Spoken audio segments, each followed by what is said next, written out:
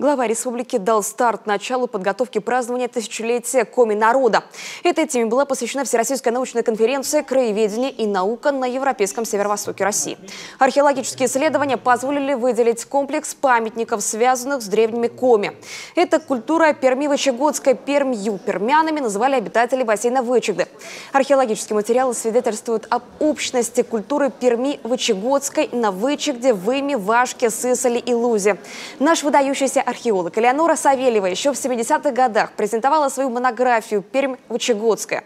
В своих исследованиях она совершенно точно описала, что в начале X-XI веков происходит смена культуры, основываясь на найденный инвентарь и другую атрибутику. Сравнивая X век с XI, можно увидеть, что эта культура очень сильно изменилась. Это не значит, что тут Коми-народ упал с Луны, значит, или откуда-то приехал. Нет. Местное население, которое жило здесь до того, очень тесно взаимодействовало с близкородственными им же переселенцами из другого региона, из Прикамья. И вот этот вот процесс взаимодействия, он длился очень долго.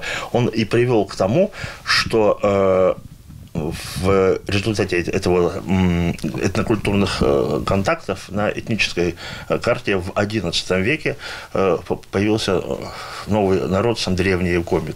Конкретную дату формирования Коми-народа указать невозможно. Это не одномоментное явление, а длительный процесс, добавил ученый. Однако совершенно точно установлено, что именно на рубеже X и XI веков в регионе происходит смена одной археологической культуры на другую. Доказательством тому является то, что в X столетии в бассейне Вычегды располагались памятники племен ванвиздинской археологической культуры, а уже в XI веке появились археологические памятники Перми-Вычегодской.